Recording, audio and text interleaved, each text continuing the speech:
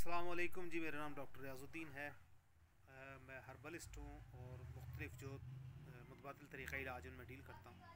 हमारा जो टॉपिक चल रहा था वो तिब के ऊपर फ़लसफ़े का जो रुझान है या असर है, वो उसने किस तरह हमारी तिब को तब्दील किया। तो जिस तरह हम पहले अर्ज़ कर रहे थे कि जिस तरह इंसानी ज़िंदगी मुतमद्दन होती गई, तो तजर्बात और मुशाहदात बढ़ते गए। अब जो मामलात और मुशाहदात पेश आ रहे थे वो इकट्ठे थे, कलेक्टिव थे, मुजतमे थे। किस किस के? तिबियात के यानी कि फ़िज़िक्स के, कीमिया के यानी कि केमिस्ट्री के, बायोलॉजी के यानी कि हयातियात के, यानी कि मेडिकल से रिलेटेड। अब ये सारे के सारे इकट्ठे थे मुशाहदात। उनके ऊपर कलेक्टिवली यानी कि इज्तमाही तौर पर ही उस पर सोच विचार हो रही थी।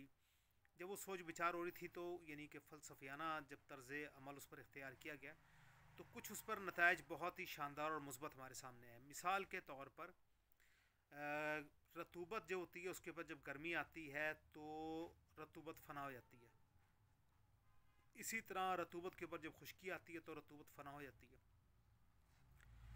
इसी तरह हरारत के ऊपर जब रतूबत का यानी माहियत का यानी कि आती है, गर्मी के ऊपर रतूबत आती है तो गर्मी का असर टूट जाता है। और अगर इसी तरह गर्मी के ऊपर सर्दी आती है, गर्मी का असर कम होना शुरू हो जाए तो सर्दी आनी शुरू हो जाती है। अब यहाँ तक तो बातें ठीक थी, लेकिन इसके बाद जो उन्होंने माहियत कायनात को या जिस्मानी कैफियत को और अहवाल को फ़लसफ़ियाना अंदाज में सोचना और देखना शुरू किया, तो वहाँ पर उनके अंदाज़े गलत होना शुरू हो गए। जिस तरह एक तस्वुर ये पैदा हुआ कि दुनिया को एक गाय ने अपने सींगों पर उठाया।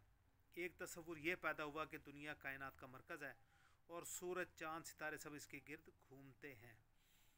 इसी तरह बहुत सारे तस्वुरात डेवलप होते गए, पैदा होते गए, जो मुशाहदाती और अमली यानी कि साइंस के बजाय फ़लसफ़े और रूहानियत पर बेस थे। और वो रूहानियत भी इलाही रूहानियत नहीं थी जिसके अंदर हम कहते हैं कि लो जी ये कोई खुदाई राज था और ये क़यामत तक के लिए दुरुस्त है।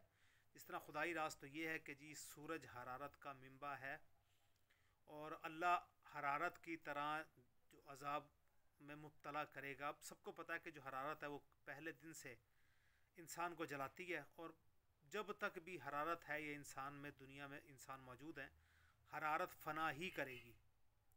तो इसी तरह बहुत सारी चीज़ें थीं जिनके बारे में गलत तसव्वुरात पैदा कर लिए गए। मिर्गी और जो है हिस्टेरिया के अमराज को जिन्नात और भूत परीत से मुतालिक समझ लिया गया। इसी तरह और बहुत सारे अमराज को बहुत सारी देवी देवताओं के साथ मंसूब कर लिया गया। ये सिर्फ उनकी फ़िक्र तख़य्युल था, यानी कि वो सोचते थे कि शायद हम इस तरीके से एक बेहतर और आसानी से शिफायाबी के असूल वाला तरीका दरियाफ़्त कर लें। दर हकीकत ये उन्हें मंजिल से बजाय नज़दीक लाने के उन्हें और दूर ले जाता गया। हत्ता कि हमें जालिनूस और जालिनूस के जो पेशतर थे उसके उस्ताज़ा कराम, जिस तरह अरस्तु था, सुकरात था, बुकरात था, ये लोग नज़र आए। इन लोगों ने बहरहाल उस कैफियत को जिसमें ये कहा गया कि दो बेजान चीज़ों के मिलने से एक जानदार पैदा होता है, जिसको बायोजेनेसिस भी कहा जाता है, इन तस्वुरात की बहरहाल उन लोगों ने किसी न किसी हद तक नफ़ी की और कोशिश की कि किसी न किसी हद में मुशाहदाती और तजर्बाती कीमिया और तिब को ही फ़रोग़ दिया जाए। एक तस्वुर ये था कि क्योंकि सोने का रंग यानी कि तिला का रंग जर्द है, तो सल्फ़र जो कि अमूमी तौर पर पीलाहट माइल है और पारा जो सफ़ेदी माइल, इन दोनों को मिलाने से जर्दी का रंग हासिल किया जा सकता है।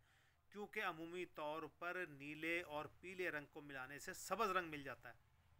तो क्योंकि इस तरह के तजर्बात वो कर रहे थे, तो वो तजर्बात से जो नताइज निकाल रहे थे वो फ़लसफ़ियाना अंदाज पर थे, मुशाहदात के ऊपर नहीं थे, जिसकी वजह से वो नतीजे पर नहीं पहुँच पा रहे थे।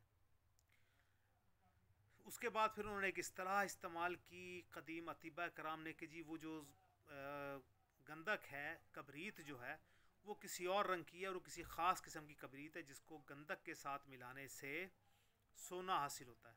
अब देखिए, आपको पता है कि मुख्तलिफ़ धातुओं की ट्रांजिशन से मुख्तलिफ़ धातें हासिल की जा सकती हैं।